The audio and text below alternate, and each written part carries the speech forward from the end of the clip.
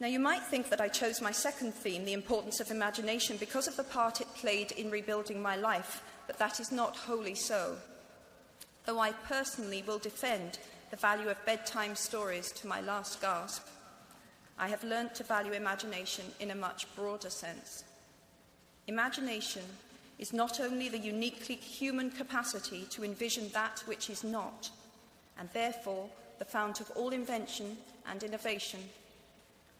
In its arguably most transformative and revelatory capacity, it is the power that enables us to empathise with humans whose experiences we have never shared. One of the greatest formative experiences of my life preceded Harry Potter, though it informed much of what I subsequently wrote in those books. This revelation came in the form of one of my earliest day jobs. Though I was sloping off to write stories during my lunch hours, I paid the rent in my early 20s by working at the African Research Department of Amnesty International's headquarters in London. There in my little office, I read hastily scribbled letters smuggled out of totalitarian regimes by men and women who were risking imprisonment to inform the outside world of what was happening to them. I saw photographs of those who had disappeared without trace, sent to Amnesty by their desperate families and friends. I read the testimony of torture victims and saw pictures of their injuries. I opened handwritten, eyewitness accounts of summary trials and executions, of kidnappings and rapes. Many of my co-workers were ex-political prisoners, people who had been displaced from their homes or fled into exile because they had the temerity to speak against their governments. Visitors to our offices included those who had come to give information or to try and find out what had happened to those they had left behind. I shall never forget the African torture victim, a young man no older than I was at the time, who had become mentally ill after all he had endured in his homeland. He trembled uncontrollably as he spoke into a video camera about the brutality inflicted upon him. He was a foot taller than I was and seemed as fragile as a child.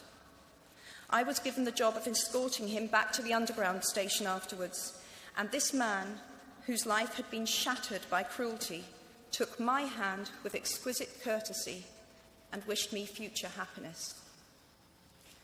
And as long as I live, I shall remember walking along an empty corridor and suddenly hearing, from behind a closed door, a scream of pain and horror such as I have never heard since. The door opened, and the researcher poked out her head and told me to run and make a hot drink for the young man sitting with her. She had just had to give him the news that in retaliation for his outspokenness against his country's regime, his mother had been seized and executed. Every day of my working week in my early 20s, I was reminded how incredibly fortunate I was to live in a country with a democratically elected government, where legal representation and a public trial were the rights of everyone. Every day, I saw more evidence about the evils humankind will inflict on their fellow humans to gain or maintain power. I began to have nightmares, literal nightmares, about some of the things I saw, heard, and read. And yet, I also learned more about human goodness at Amnesty International than I had ever known before.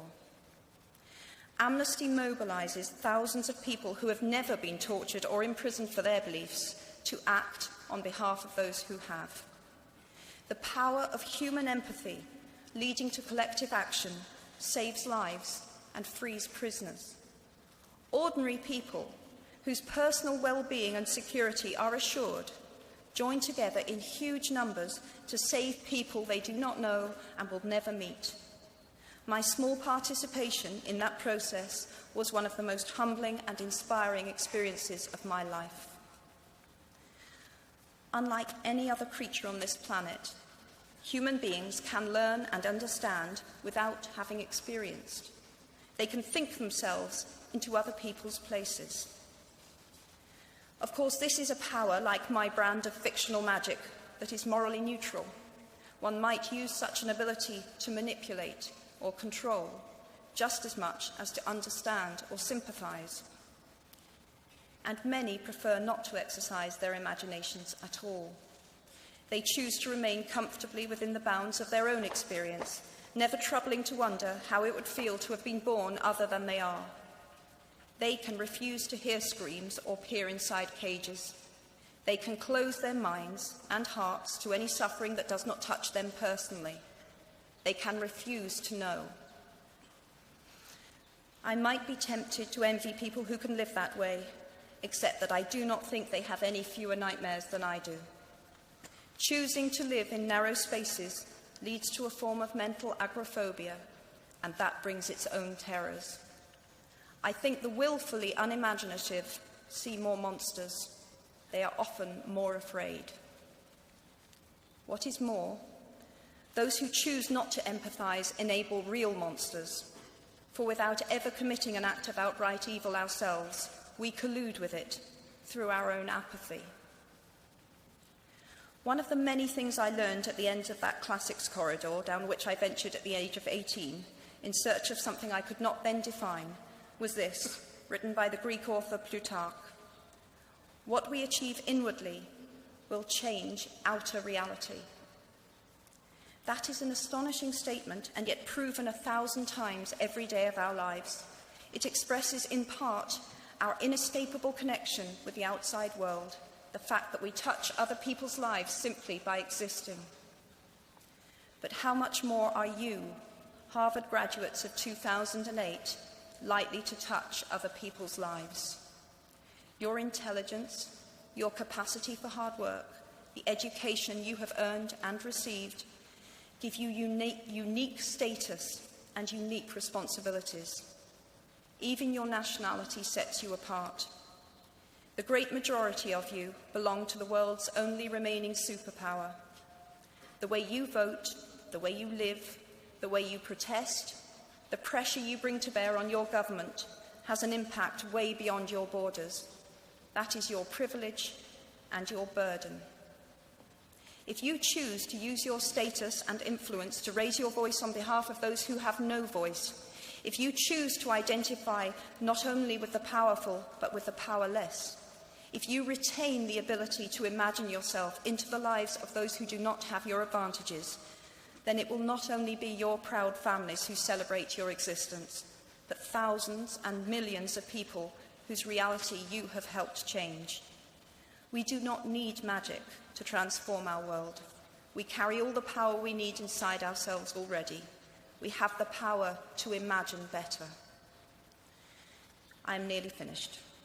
I have one last hope for you, which is something that I already had at 21. The friends with whom I sat on graduation day have been my friends for life. They are my children's godparents, the people to whom I've been able to turn in times of real trouble, people who have been kind enough not to sue me when I took their names for Death Eaters.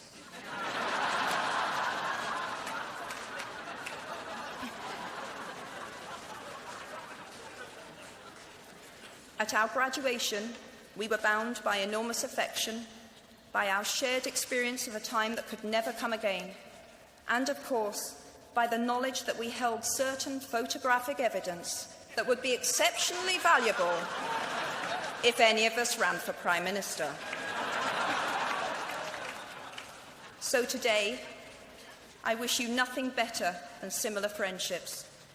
And tomorrow, I hope that even if you remember not a single word of mine, you remember those of Seneca, another of those old Romans I met when I fled down the classics corridor in retreat from career ladders in search of ancient wisdom. As is a tale, so is life. Not how long it is, but how good it is what matters. I wish you all very good lives. Thank you very much.